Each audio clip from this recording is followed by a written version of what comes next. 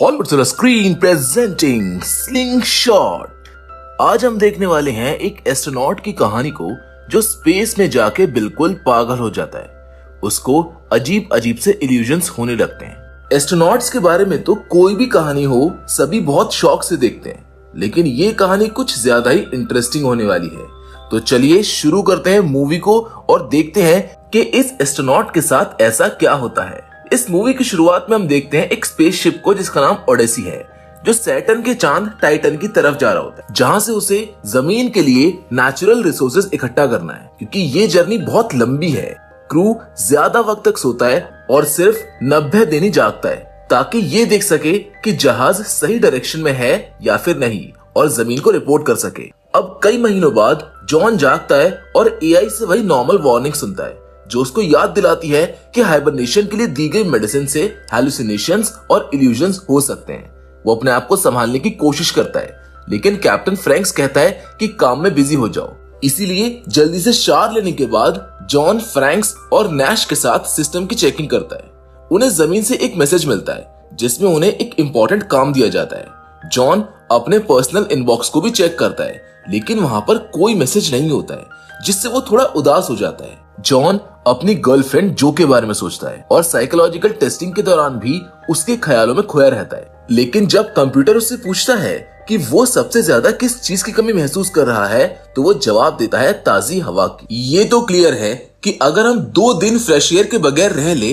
तो ऐसा लगता है कि अब जिंदगी खत्म हो गई है। लेकिन एस्ट्रोनॉट्स की तो लाइफ ही चेंज होती है। आगे क्या हुआ अब ये देखते हैं। कंप्यूटर को जवाब देने के बाद वो नैश को बताता है कि उसे जो का आखिरी नाम याद नहीं है, लेकिन नैश कहता है कि फिक्र मत करो, ये जागने के बाद होने वाली नॉर्मल भूल है। इसके बाद जॉन अपना रिपेयर का काम जारी रखता है और उस दिन को याद करता है जब उसकी जो से पहली मुलाकात हुई थी। अब क्या सच में वो जो के साथ रिलेशन में है या फिर ये भी कोई इल्यूजन था? जॉन खुद को थोड़ा और रिलैक्स महसूस करता है। जब सारा काम खत्म हो जाता है तो वो तीनों जमीन पर एक मैसेज भेजते हैं कि यहाँ पर सब कुछ ठीक है, और वापस वो अपने हाइबरनेशन पॉड्स में चले जाते हैं। जॉन जब सोने लगता है तो उसे उस दिन की याद आती है जब उसने जो को दूसरी बार देखा था, जब टाइटन मिशन के बारे में एक प्रेजेंटेशन हो रही थी। प्रेजेंटेशन में बताया जाता है कि वहां पर मिलने वाले रिसोर्सेज का यूज जमीन के लिए क्लीन एनर्जी के रूप में किया जाएगा, ताकि ह्यूमैनिटी ने जो एनवायरमेंटल डैमेज किए हैं उससे लड़ा जा सके।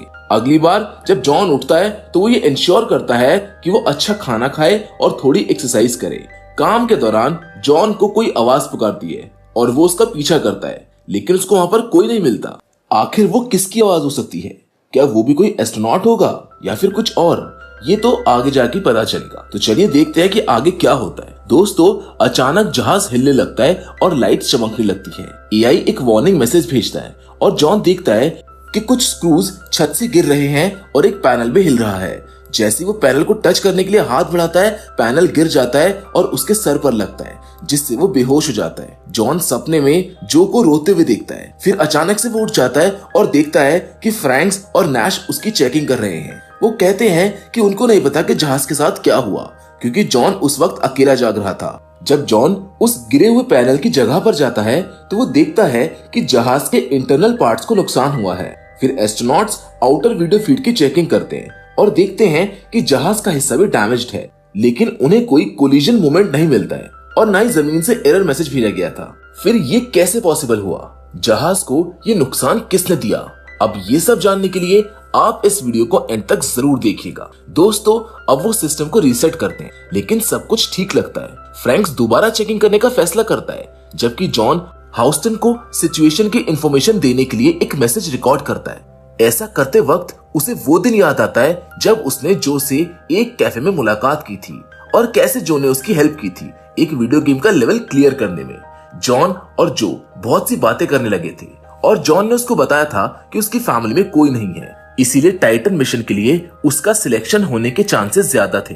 प्रेजेंट में फ्रैंक्स कहता है कि सब कुछ ठीक चल रहा है और क्रू के लिए कोई डेंजर नहीं दिख रहा, इसीलिए हमें इस मिशन को प्लान के मुताबिक कंटिन्यू रखना चाहिए। नैश इस बात का विरोध करता है और कहता है कि ये तय करने के लिए अभी वक्त है। फ्रैंक्स कहता है कि हो सकता है कि जहाज में स्ट्रक्चरल स्ट्रेस हो जिससे डिकम्प्रेशन हुआ होगा। जॉन इनकार करता है क्योंकि जो भी डिजाइनर्स में से एक थी। लेकिन नैश कहता है कि अगर ये सच है तो जब वो स्लिंगशॉट मैन्यूवर करेंगे तो एक एक्सप्लोजन हो सकता है, जिस पर फ्रैंक कहता है कि रिपेयर करो और मान लो कि स्ट्रक्चरल स्ट्रेस हो सकता है। अब जब तक जमीन से कोई न्यूज नहीं आती, मिशन को कंटिन्यू रखा जाएगा। काम के दौरान जॉन जो के बारे में सोचता रहता है और उस रात को याद करता है जब वो जो के घर गया था और उनका रिश्ता आगे बढ़ा।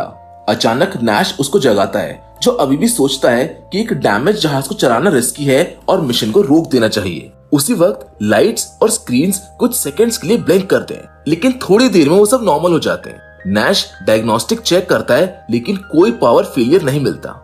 फ्रैंक उन्हें अपने ऑफिस में बुलाता है और कहता है कि अगर मिशन अबॉर्ट किया और जहाज में कोई गड़बड़ नहीं मिली तो उनको बहुत मुश्किल का सामना करना पड़ेगा। फ्रैंक उनको याद दिलाता है कि उन्हें टीम के रूप में काम करना चाहिए और फिर उन्हें उनके पोस्ट में भेज देता है। जॉन सोने की तैयारी करता है और जो के साथ गुजरी उस सुबह को याद करता है जब जो ने कहा था कि वो सिर्फ दोस्ती रखना चाहती है, ऐसी दोस्ती जिससे उसको फायदा मिले। रात को जब हर चीज खामोश थी, नैश चुपके से जॉन के पास आता है। उसका चेहरा कुछ घबराया हुआ लगता है, जैसे उसके दिमाग में कोई प्लान हो। नैश धीरे से जॉन को बुलाता है। वो बोलता है कि हम 90 दिन की नींद के बजाय सिर्फ 79 दिन और 12 घंटे में उठ सकते हैं। उसके कहने का मतलब था कि सोचो, अगर हम फ्रैंक्स के जागने से पहले उठकर स्पेसशिप को वापस जमीन की तरफ मोड़ दे। लेकिन जॉन इस बात पर अग्री नहीं करता है। वो हमेशा सच्चाई पर चलने वाला आदमी था। वो आराम से जवाब देता है, नैश ये बगावत है। और यहाँ से कहानी में एक नया मोड़ आता है।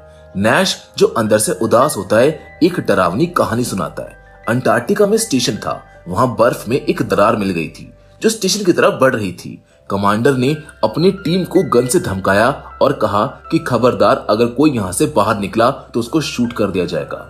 लेकिन जब रेस्क्यू टीम पहुंची तो उनको पता चला कि पूरी टीम को मार दिया गया था। अब जॉन को लगता है कि शायद नैश ठीक कह रहा है, लेकिन उसकी एक शर्त होती है कि अगर हम जागने पर और ज्यादा खतरा महसूस करेंगे तभी मैं तुम्हारी मदद करूंगा। जॉन अपनी नींद सेट करता है, लेकिन सोने से पहले उसे जो के साथ गुजारे हुए लम्हे याद आने लगते हैं। जब जॉन अगले दिन जागता है तो उसको स्पेसशिप के अंदर जो की शक्ल नजर आती है, लेकिन ये सब उसका वहम होता है। कहानी में अब और भी ट्विस्ट शुरू हो जाती है। नैश जॉन का चेकअप करता है और कहता है, ये जो भी कुछ तुमको नजर आ रहा है ना, ये वापस जमीन जाने का एक और सबूत है। दोनों ब्रिज पर जाते हैं, लेकिन उनको जमीन से कोई मैसेज नहीं मिलता है। जुपिटर की खूबसूरती देखते हुए जॉन कहता है कि वो नैश की बात नहीं मानेगा, क्योंकि कोई भी वजह सबूत नहीं है। तभी वहां पर फ्रैंक आ जाता है। उसने नैश और जॉन की बातें सुन ली होती हैं। फ्रैंक नैश को काम पर वापस भेजने लगता है, लेकिन जब नैश मना करता है तो फ्रैंक उसके कान में कुछ फुसफुसाता है और नैश चुपचाप चला जाता है। इस पॉइंट पर मूवी बहुत इंटेंस हो जाती है, क्योंकि ना तो जॉन को पता था कि फ्रैंक ने उसके कान में क्या कहा है और ना ही हम लोग ये बात जानते हैं। अब ये तो आगे जाकर ही पता चलेगा। फ्रैंक जॉन को ड्रिंक ऑफर करते हुए कहता है कि अगर तुम्हारा खौफ ठीक साबित हुआ तो मैं मिशन को फौरन रोक दूंगा। पर नैश अब भी अपनी मनमानी करने का सोच रहा था। किचन में घूमते हुए नैश बेचैन हो जाता है। जब जॉन आता है तो नैश उससे फिर से मदद के लिए कहता है, लेकिन जॉन मना कर देता है। नैश गुस्से में चिल्लाने लगता है और फिर फ्रैंक्स भी वहां पर आ जाता है। फ्रैंक्स नैश को पकड़ता है और बोलता है कि हाउस्टन को तुम्हारी बगावत के बारे में सब पता चलेगा। नैश फिर चुपचाप वहां से चला जाता है। जॉन फिर अपना दिन गुजारता है, लेकिन जो के बारे में सोचता रहता है। अब जो के ख्यालात उसको इतना परेशान कर देते हैं कि वो एक ब्रेक लेने पर मजबूर हो जाता है। कुछ देर के बाद जॉन शिप के डैमेज्ड पैनल के पास जाता है, जहां उसको तारों में स्पार्क्स होते हुए नजर आते हैं। यहाँ से कहानी और थ्रिलिंग हो जाती है। तभी एक गैजेट फेल हो जाता है और जॉन को कंट्रोल खो देने का डर होने लगता है। उसको लगता है कि शायद सब कुछ खत्म हो रहा है, लेकिन फिर अचानक वो जाग जाता है और समझता है कि ये सब एक भ्रम था। फ्रैंक्स घोषणा करता है कि स्लिंगशॉट का वक्त आ गया है। नैश जॉन से कहता है कि वो ये ना करे, लेकिन जॉन उसकी बात नहीं मानता। दोनों जुपिटर के आसपास स्पेसशिप को स्लिंगशॉट करते हैं।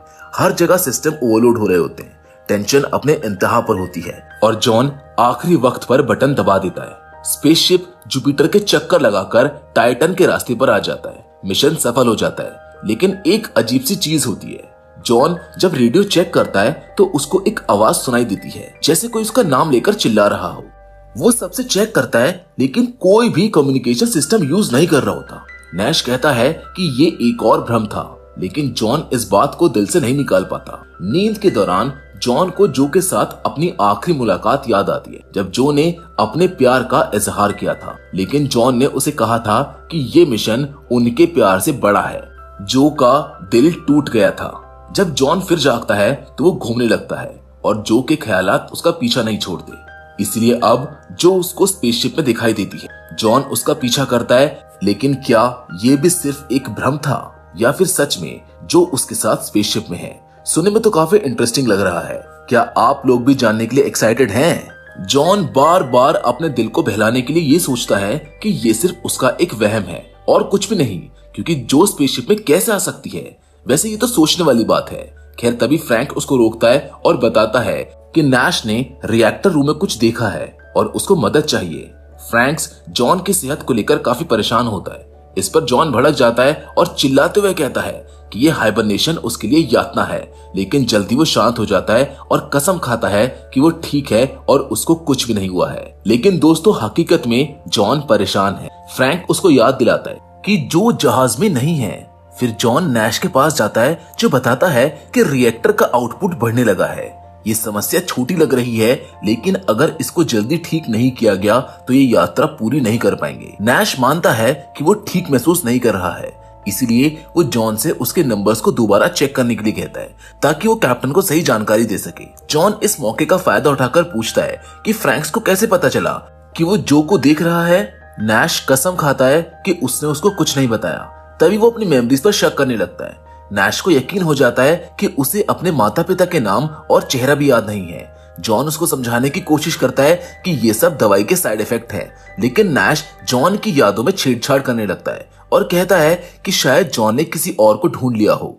जॉन उसको धक्का देता है और नैश अजीब आवाजें निकालते हुए कहता है कि वो अब भी वापस जा सकते हैं। जॉन का गुस्सा बढ़ जाता है और वो उसको चुप रहने के लिए कहता है, ये बताते हुए कि स्क्रीन पर कोई नंबर नहीं है, क्योंकि नैश ने उन्हें सिर्फ अपने दिमाग में इमेजिन किया है। उसी पल फ्रैंक्स उनको ब्रिज पर बुलाता है और नैश फिर भी रिपोर्ट करता है कि नंबर्स में कुछ तो गड़बड़ है।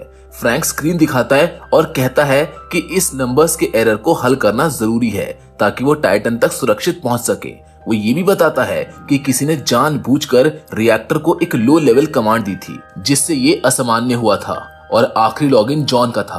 लेकिन फ्रैंक्स को लगता है कि नैश ने जॉन का पासवर्ड इस्तेमाल किया था। अचानक फ्रैंक्स एक बंदूक निकालता है और कहता है कि अब वो फिर से हाइबरनेशन में जाने वाले हैं। जब जॉन अपने पॉट में जाता है तो वो देखता है कि फ्रैंक्स नैश को बंदूक से मार रहा है। दोनों के बीच हथियार के लिए लड़ाई होती है और नैश को जॉन के पॉट से धक्का दे दिया जाता है। फिर फ्रैंक्स उसके सर पर बंदूक से वार करता है। जॉन आखिर तक नहीं देख पाता क्योंकि वो सो जाता है। इस बार जॉन सपना देखता है उस रात का जब यात्रा से पहले वो जो से अलविदा कहने गया था और पूछा कि क्या उसने कभी उससे प्यार किया था। लेकिन जॉन ने एक बार फिर सवाल से बचने की कोशिश की। अगली बार जब जॉन जागता है तो वो पहले से भी ज्यादा बीमार महसूस करता है। वो उल्टी कर देता है। उसे फ्रैंक्स के नैश को मारने की धुंधली झलक भी दिखाई देती है। सोने से पहले ऐसा लगता है कि फ्रैंक्स ने उससे पूछा था कि क्या वो अब भी दोस्त हैं। जॉन बाकी लोगों की तलाश में निकलता है, लेकिन उसको कोई नहीं मिलता जब तक कि फ्रैंक्स अचानक उसके पीछे आकर खड़ा नहीं हो जाता। कैप्टन समझाता है कि नैश बहुत अस्थिर था, इसीलिए उसने उसको पॉट में डाल दिया ताकि वो टाइटन पहुंचने तक उसे वहीं रख सके। वो अपनी बंदूक हटाने से इनकार करता है क्योंकि उसको लगता है कि जल्द ही जॉन भी पागल हो सकता है। जब जॉन कहता है कि वो ठीक है तो फ्रैंक्स बताता है कि नैश की अंटार्कटिका वाली कहानी गलत थी। असल में कमांडर ने टीम को जाने के लिए कहा था, लेकिन वो बहुत डर गए थे और कमांडर अकेला ही चला गया, जिससे वो ठंड में जमकर मर गया। ऑटोप्सी में पता चला था कि गोली के घाव असल में आत्महत्या के थे। जिसके बाद फ्रैंक्स घोषणा करता है कि मिशन अभी भी जारी रहेगा।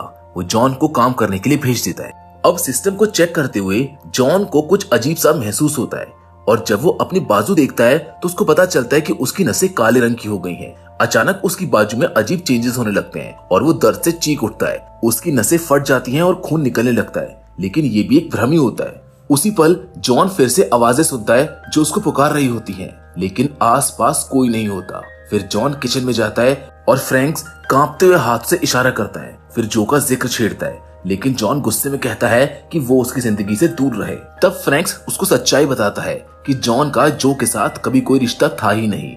वो दोनों सिर्फ नॉर्मली मिला करते थे क्योंकि कमेटी ने उसको भेजा था ताकि मिशन से पहले उसकी मानसिक स्थिति की निगरानी की जा सके। जॉन दंग रह जाता है और उसको समझ ही नहीं आता कि फ्रैंक्स इतनी सटीकता से उसकी और जो की मुलाकात का विवरण कैसे दे सकता है। फ्रैंक्स बताता है कि वो भी उस कमेटी का हिस्सा था। जॉन इस पर यकीन नहीं करता और वहां से हटकर रेडियो मेंटेनेंस के लिए चला जाता है। उसके मन में अब भी जो की यादें चल रही होती हैं, लेकिन अब उसको अपने ख्यालों पर शक होने लगता है। तभी हाउस्टन से कोई व्यक्ति रेडियो पर संपर्क करता है और ढेर सारे सवाल पूछता है, लेकिन वो जॉन के जवाब नहीं सुन पाते और कॉल को काट देते। इसके बाद फ्रैंक्स उसे ब्रिज पर बुलाता है और चिल्लाता है कि जॉन ने कैसे सोचा कि वो इतनी दूर से धरती से संपर्क कर सकता है। वो सुरक्षा फुटेज दिखाता है जिसमें जॉन अकेला ही बोल रहा होता है और फिर उसको शांत करने के लिए दिखाता है कि वो कितनी दूर आ चुके हैं। जॉन को फिर से हाइबरनेशन में भेजने की बात सुनकर वो एक और कमरे में चला जाता है और दरवाजा बंद कर देता है। फ्रैंक्स उसको रोकने की कोशिश करता है, लेकिन जॉन उसको धमकी देता है कि उसे नैश से मिलने दिया जाए। जैसे जॉन दरवाजा खोलता है, फ्रैंक्स उसे दीवार से धक्का देता है जिससे वो जमीन पर गिर जाता है। वो धमकी देता है कि अगर वो सोने नहीं गया तो वो उसको मार डालेगा। अब जो नैश के साथ हुआ था उस चीज को याद करके जॉन फ्रैंक्स के ऊपर हमला कर देता है और बंदूक को छीनने की कोशिश करता है। दोनों में लड़ाई शुरू हो जाती है।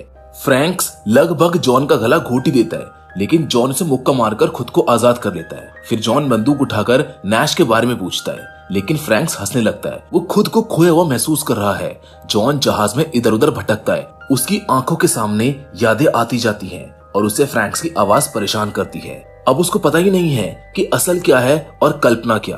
फ्रैंक्स इस मौके का फायदा उठाकर फिर से उसके ऊपर हमला कर देता है। एक नई लड़ाई शुरू होती है और जॉन फ्रैंक्स की नाक तोड़ देता है। फिर उसे बंदूक से मारता है और उसको बेहोश कर देता है। इसके बाद जॉन ब्रिज पर जाता है और कैमरास के जरिए नैश को ढूंढने की कोशिश करता है, लेकिन उसको कुछ नहीं मिलता। अचानक फ्रैंक फिर से उसके पीछे आता है, लेकिन इस बार जॉन उसको दूर धकेल देता है और गुस्से में उसको तब तक मारता है जब तक कि फ्रैंक्स की मौत नहीं हो जाती। जॉन एआई से पूछता है कि नैश कहाँ है, जिस पर एआई जवाब देता है कि वो पूल पर जिंदा है। जॉन हैरान होकर क्रू मैनिफेस्ट मांगता है, जहां पर उसको पता चलता है कि क्रू में सिर्फ एक ही शख्स है और वो खुद जॉन है।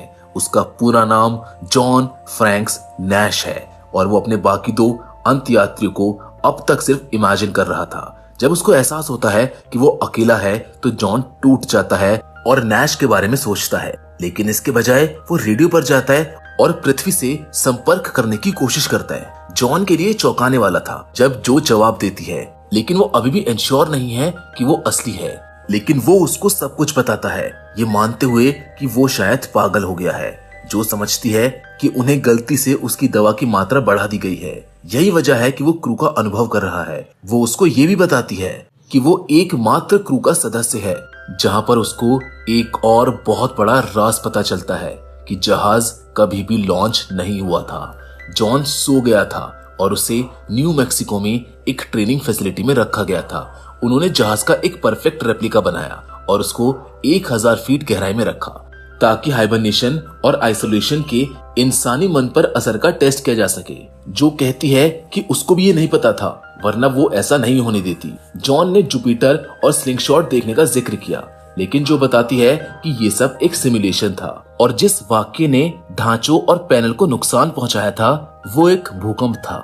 यही वजह है कि उसने कैमरास पर कुछ नहीं देखा।